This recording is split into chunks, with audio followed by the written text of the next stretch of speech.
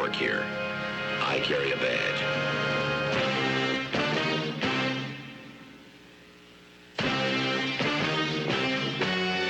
Welcome to Behind the Badge. I'm your host, Sandra Brandon, with my co-host, Sergeant Brown. We've had a very busy week this week, haven't we, Sergeant Brown? Yes, it has been a very busy week. Very, very busy week. Long hours and very little sleep. I know this weekend was a lot of stuff going on. We actually have in our studio today Mr. Ed Baggett. And you, Mr. Baggett, you actually wear a couple of hats in our community.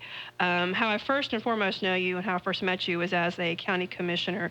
And you're county commissioner for District 3, is that correct? That is correct. Okay, and what area does that cover? District 3 is a Sango area, out from past the city limits. Covers part of Port Worrell, Fredonia area, Hickory Point. Okay. Out on Oak Plains Road, out in that area, all the way to the county line. How long have you been a county commissioner? It'll be 16 years this year. Oh, I did not know it was that long. Did you know it was that long, Sergeant Brown? I knew it had been a little bit. Wasn't sure exactly, but I knew it had been a little bit. But well, a definitely positive fixture out in that community. And you also work at the Emergency Management Agency as the interim director. And how long have you been with EMA? 5 years. 5 years, okay. And what did you do prior to EMA then? Own my own business, Hollis and Hollis Group. Oh, okay, wonderful. Well, the reason why I asked you to come in today is because we had a couple of events over the weekend that really impacted two of our communities in the county. We had 2 tornadoes that came in. So tell us a little bit first about the 2 tornadoes, like what they were classified as and how wide their path was and how long they were on the ground. Yes, the first one, Sandra, that come into the county was down in the Deepwood subdivision off Dotsonville Road. Actually got Get Manning Road a little bit, just a small area there, but a very large portion of Deepwood subdivision. That was the first one. It's about 150 yards wide, moving at about 45 miles an hour. It had a very large impact on not only woods, but structures also. And it was on the ground for about 4 or 5 miles, is that correct? That is correct. And the wind speed on that one, what are we looking at? What was the EF, and then what was the wind speed on that one? It was classified as an EF1. Okay. Now, the second one is the EF2, and that's out in the Farmington area, Farmington subdivision off Rossview. Actually hit the Holland Drive, which is apartments, and a lot of duplexes. Hit that area first, and then went over into the Farmington area. Much larger homes, a lot more rooftops. Somewhere in the neighborhood of 81 to 82 structures were affected there. Oh, my goodness. Yeah. And then what was that? You said that was an EF2? That's a 2. And then EF2. how wide was its path, and how long was it on the About ground? 300 yards wide. And it was on the ground for about 4 to 5 miles also? That is correct. Okay, that's pretty good. And then the wind speeds, if I remember correctly, reading the National Weather Service, it was about 120 miles per hour, is that right? 125, I think, or 126. Okay. And what kind of damage, from your experiences working at EMA, a tornado on that scale, what kind of damage can you typically see when it comes to a tornado like that? Basically, what we're seeing out of this one, you have a lot of structures affected. It goes in categories, the way the state looks at it, the way we have to evaluate it when we go out and do our evaluation. And then tell us what those 4 categories are. It's affected, which is 10%. Okay. Then there's minor, which is 10%, or 25%. Then major is 50%, and then, of course, total destruction. Okay. That's pretty amazing. And I know you mentioned how many homes in the Farmington, Holland Drive area. How many homes were affected over in Deepwood's Dotsonville area? Approximately 68. Okay. And that brings a total of all the homes affected to? All affected, we're a little over about 154, I think, is the last number. We're still tweaking those a little. Okay. It may be 1 or 2 less, or 1 or 2 more. Right. So you guys are still doing site assessments and going out just to do follow-ups on the assessments you've already done? Yes, and actually this afternoon, 1:30, I'll be back out with the National Weather Service. They've got another group coming back in to look at it again. Okay. Is there a reason why they're coming back in to look at it?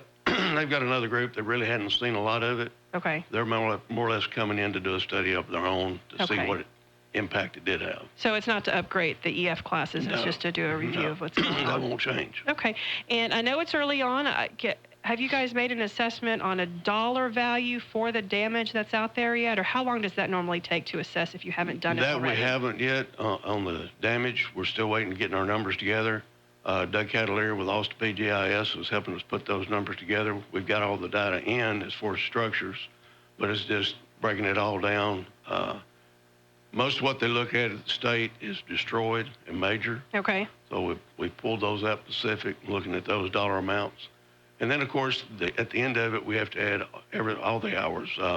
What the highway department has got in overtime, what they've spent on the cleanup, EMS, SO, all agencies. All agencies involved. Right. And those that had dumpsters and those that had construction companies out helping, we'll look at all those dollar figures. So it's not just the damages to the home insurance value that you factor into that dollar amount. It's actually labor that goes in from all the different agencies, overtime, and from the local businesses that donated some of their goods and services. That's all factored into it. That is correct. Everything. And that number that you come up with, is that what you use or the state would use to determine if we get, or the federal government actually, either one, to get any type of assistance locally? Yes. Yes, okay. And what is the threshold for assistance from the government, federal government, Just or the for state? our local, it's a little less than 700,000. Okay. Which will meet that. I feel assured of that. Yes. The state is a little over 9 million because of the way they calculate it. Okay. Now- We don't know if we'll meet that. Okay. Now, do they take into account, this was outside the city limits, so all the fire rescue personnel are all volunteers. Do they have a way of calculating the man hours? Because it didn't cost overtime money, but do they have a way to calculate the man hours as to a part of that dollar amount that all those volunteer fire service personnel contributed? That's a correct statement. Yes, we do. Okay. We do have a formula to calculate it by. Okay, because, with it being volunteer fire service out there, those are all volunteer people Yes. on their own time, and some of them take off work to come out and help, or they were already out there and were there and couldn't get to work, and And so our initial, go You're ahead. right, but and also in conjunction with that, all the volunteers that volunteered their time. That's the reason we have to track the volunteers part of it, not only to keep up with them, but also to track the hours. Oh, okay. So we can use that also. Because you were well, let's talk a little bit about the initial response to the tornado and then all the follow-up from the outpouring from the community, from business owners to just local residents and even Fort Campbell. We'll take a quick break and be back right after these messages. Ever lost or misplaced your debit card? Now, before that happens, download the Card Valet mobile app. With it, you can turn your F&M debit card on and off, establish when, where, and how it is used, and much more. And best of all, it's free from F&M Bank. Member FDIC. Copies in a Flash is your one-stop copy design and print supercenter. If you're looking for letterheads, carbonless forms, envelopes, address labels, or anything to do with print, your local Copies in a Flash can handle it all in a flash. Stop in and see Copies in a Flash at 1841 Business Park Drive in Clarksville and see how they can help you on your next project. Copies in a Flash offers free delivery. Visit Copies in a Flash and see all of their offerings at copiesinaflash.com. That's copiesinaflash.com. Copies in a Flash is proud to support our community and say go Big Orange. Investments, insurance, retirement planning. Do you have questions? Do you want someone to give you straight and honest answers? Are you not sure who to talk to? Call Mike Biggs with AXA Advisors and work with someone local right down the street. Mike Biggs with AXA Advisors has been in the business of relationships here in Clarksville for over 30 years, helping you find the answers to the questions, making sense of the confusion, and coming up with strategies to help you with the many choices and decisions that have to be made when it comes to planning for the future and planning for the here and now. Mike has a 30-year track record of trusted service to his clients and to the community and is a steady hand to turn to in these uncertain times. Give Mike a call today at his office at 931-245-5480 or on his cell at 931-320-1560 and let him help you with retirement today or planning for retirement for the tomorrows. Mike Biggs offers securities to AXA Advisors LLC NYNY 212-314-4600, member FINRA SIPC, and offers insurance and annuity products to AXA Network LLC. For real estate services, Byers & Harvey can do it all. Real estate sales, rentals, property management, commercial and residential development. Byers & Harvey is Clarksville's oldest independent real estate company and has given continuous service since 1878. Byers & Harvey have 3 locations to serve you: in North Clarksville, in the heart of downtown, and at Sango. For more information and listings, visit them online at byersandharvey.com. byersandharvey.com. Byers and Harvey, Clarksville's real estate company.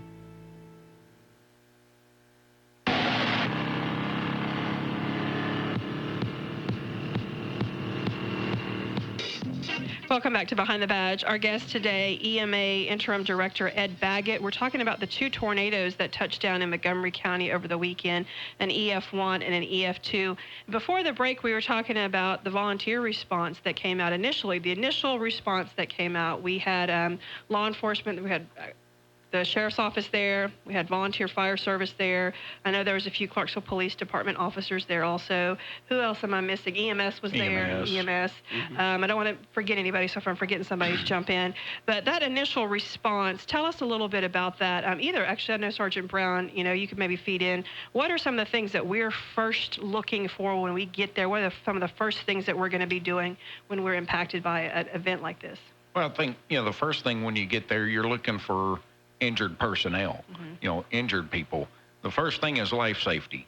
No matter what the incident is to preserve life. You're looking for people that might be trapped in their house. You're getting calls to 911 because something's damaged their house. So you're making sure that everybody's okay. That's going to be your first thing is, get everybody out, get the medical attention needed that the people need to get them that service so that you can proceed from there. But the main thing that we're looking at is to get to the people. Right. And get them assistance. Okay. Anything you'd like to add to that? Very true, Jimmy. No, quite honestly, I thought it went real well on Saturday night when it hit. Mm-hmm. Of course, SO, I think, was the first ones on the scene. And County Fire Service was behind them. And then, of course, EMS was there also. Finally got set up at Life Point Church and got a little command staff going there. And then we started sending teams out to search homes to make sure everybody's okay. And then we had the gas leak, so we had to start evacuating some. But of course, the first things, like Jimmy said, is life safety. We, got to get all the people out and get a head count to make sure everybody's okay. And how do you go about searching? Do you divide it up? Knocking on doors. Knocking on doors. And you divide it up into a grid or street by street? And Street by street, and you put teams out together. Okay. Try to team up SO, fire, and EMS. So a 3-man team, basically, going Right. door to door. And then at the commands, you've got a command from each one of them there, and it helps control the scene. Okay. And because as you're going along, especially right when it happens, you're checking this street, and all of a sudden you start getting calls from another street, like is in Farmington. All of a sudden, it hit Holland Drive also, so now you're kind of maybe backtracking some to check on those, but your initial response, and with it being about 9 o'clock, it's dark, so that plays a factor in it to where you're trying to see, you can't see as well out there, but the nice thing that I think that helped out there is the underground utilities. Oh, yes, tremendously. Because and you're talking about out there, you specifically mean Farmington and the Holland Drive area, okay. Because you didn't have to worry about electrical lines laying on the ground, utility poles on the ground. You could actually still get places and not be worried about touching a power line or something. So that helped expedite your response to those that were injured. Right. Right. That way you can get door to door, and you're not trying to watch out for sparking power. Right. Which is part of the problem we had to work through at Deepwood subdivision, was power lines and trees down. The first agency that was on the scene was EMS.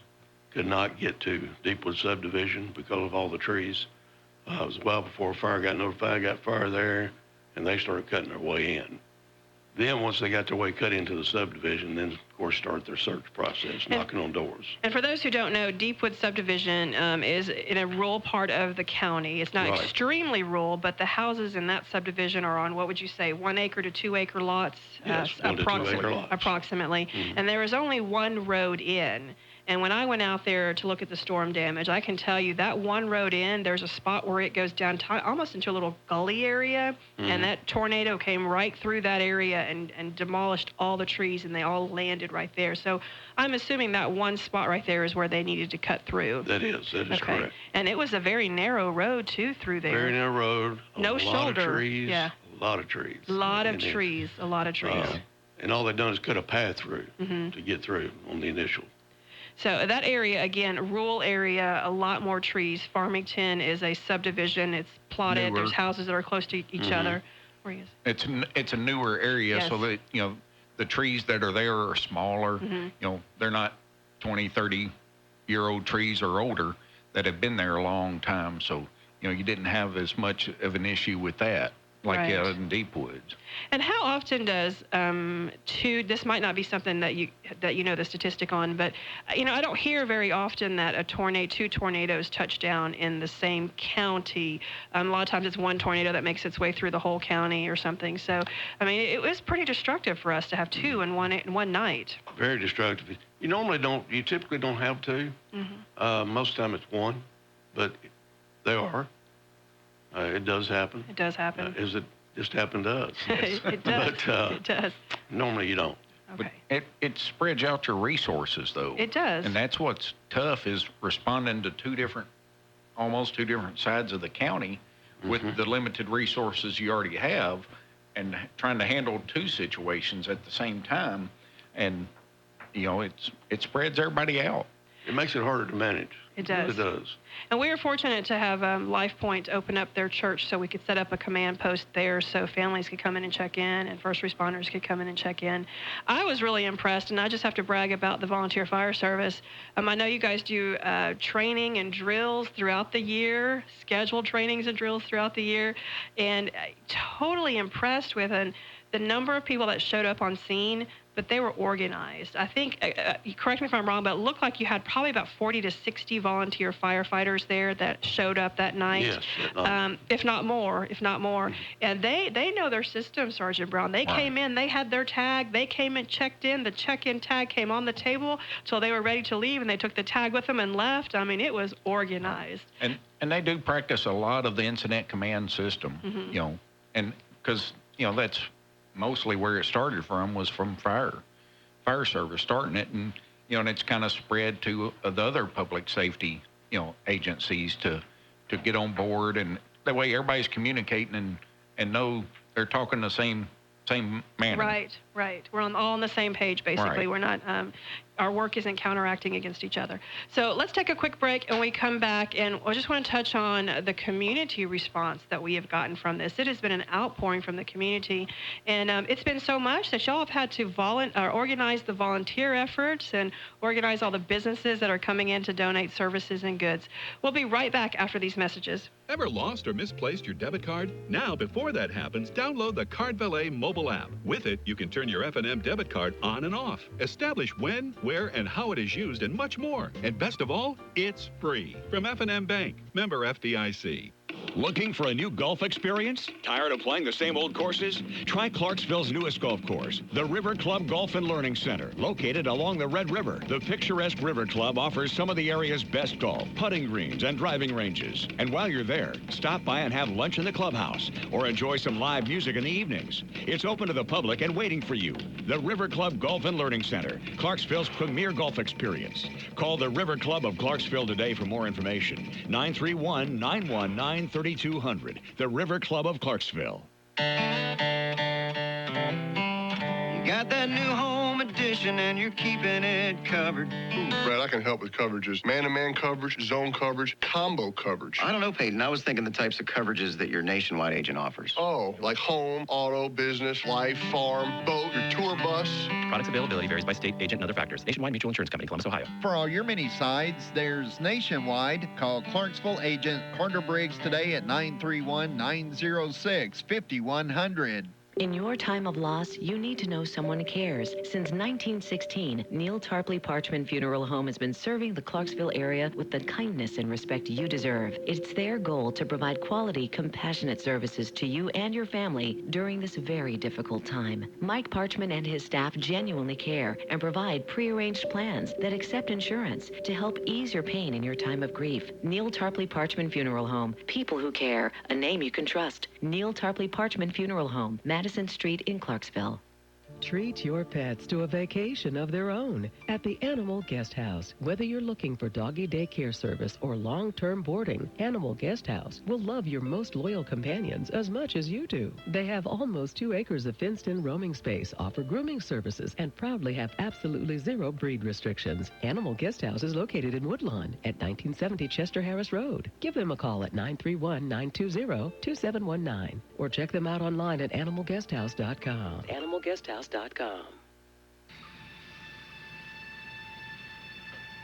Welcome back to Behind the Badge. We're talking about today the 2 tornadoes that touched down over the weekend in EF1 and EF2.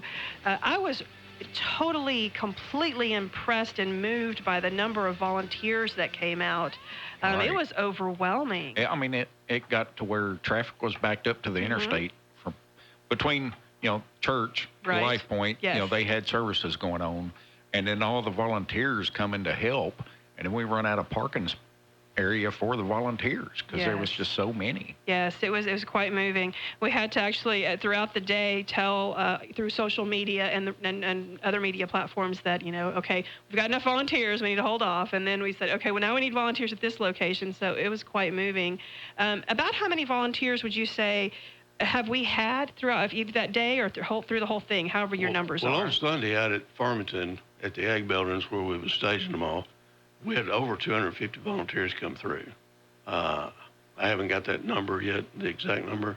But down in Deepwood, there was probably about 75 down there. But then on Monday, we flooded it. And it was probably 150 down there. Oh, my goodness. And it has been just about all week. The volunteers and everybody that's come out and helped is just phenomenal. It really is. All the support that we've had.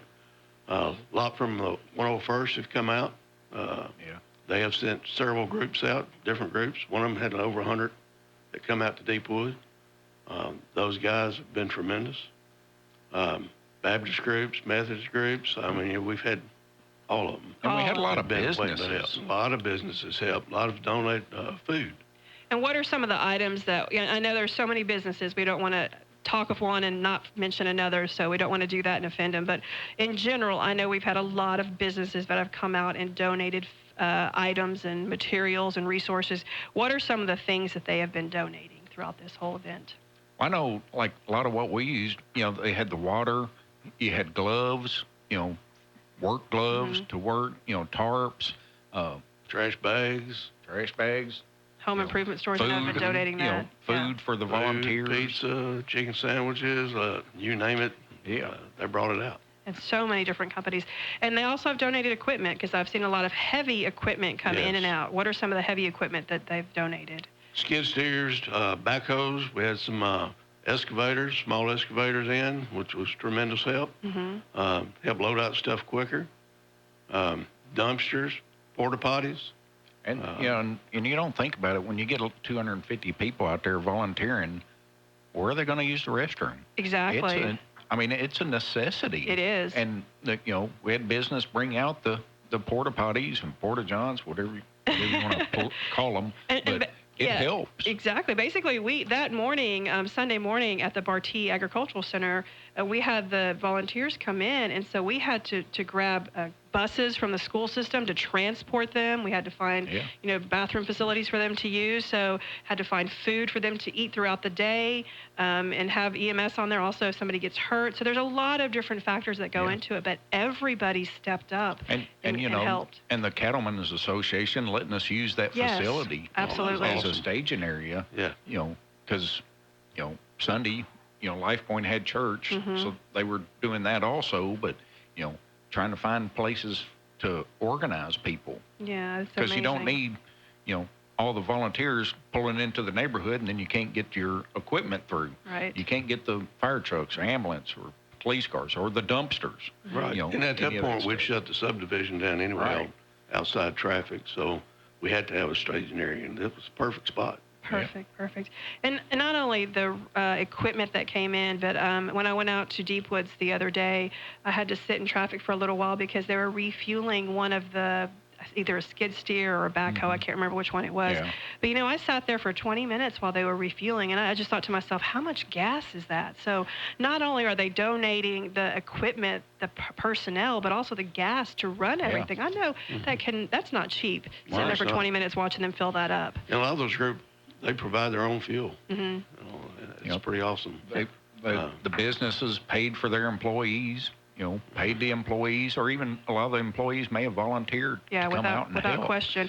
I know on Sunday I was also getting a lot of phone calls, emails, and text messages on my phone and through Facebook about businesses saying, where can I go? Where do you need me? And, of course, I'd have to talk to EMA and said, where do you want them? But, they just step up and volunteer, and to me that's quite amazing. And quite it is. Amazing. Yeah, So, we had several groups come and say, we've got 50 people ready to deploy to you. Where do you need us? And the help's been tremendous.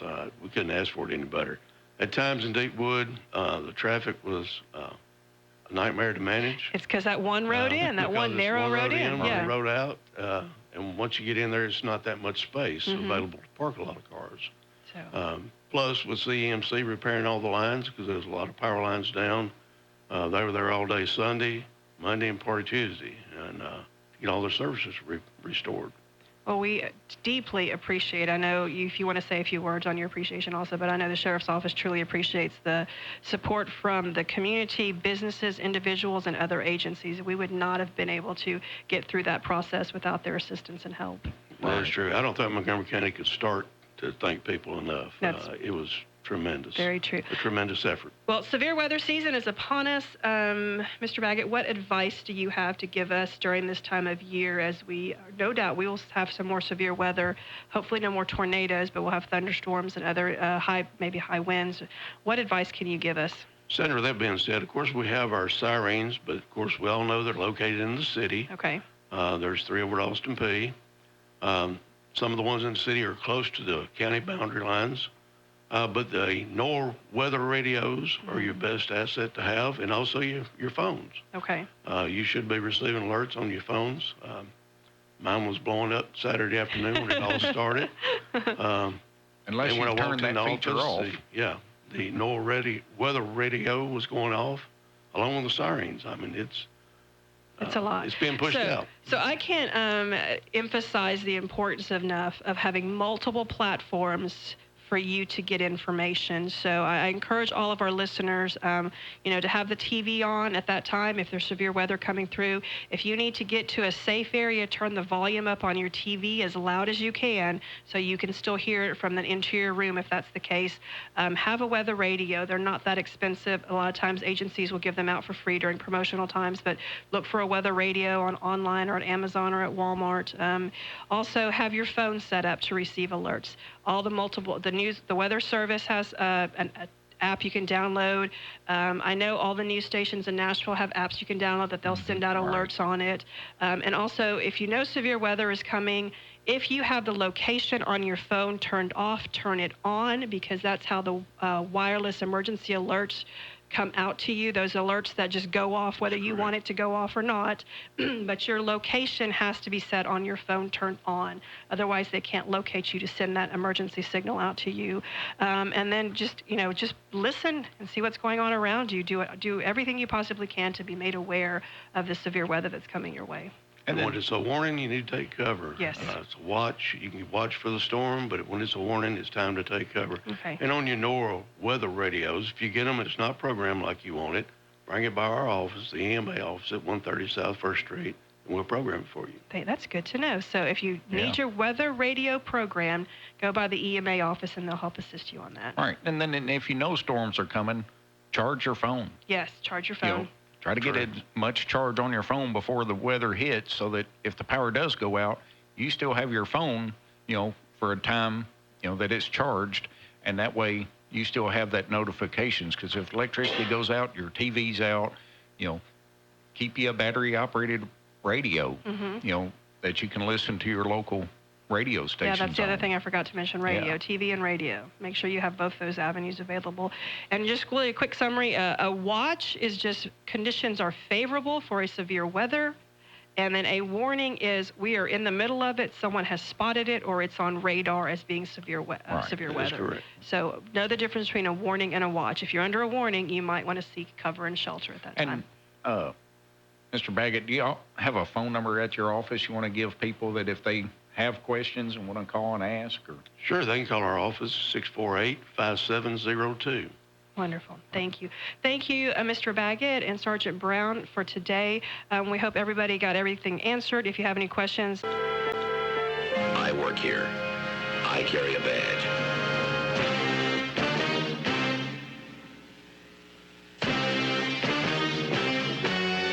Welcome to Behind the Badge. I'm your host, Sandra Brandon, with my co-host, Sergeant Brown. We've had a very busy week this week, haven't we, Sergeant Brown? Yes, it has been a very busy week. Very, very busy week. Long hours and very little sleep. I know this weekend was a lot of stuff going on. We actually have in our studio today Mr. Ed Baggett. And you, Mr. Baggett, you actually wear a couple of hats in our community. How I first and foremost know you and how I first met you was as a county commissioner. And you're county commissioner for District 3, is that correct? That is correct. Okay, and what area does that cover? District 3 is the Sango area, out from past the city limits. Covers part of Port Worrell, Fredonia area, Hickory Point. Okay. Out on Oak Plains Road, out in that area, all the way to the county line. How long have you been a county commissioner? It'll be 16 years this year. Oh, I did not know it was that long. Did you know it was that long, Sergeant Brown? I knew it had been a little bit. Wasn't sure exactly, but I knew it had been a little bit. But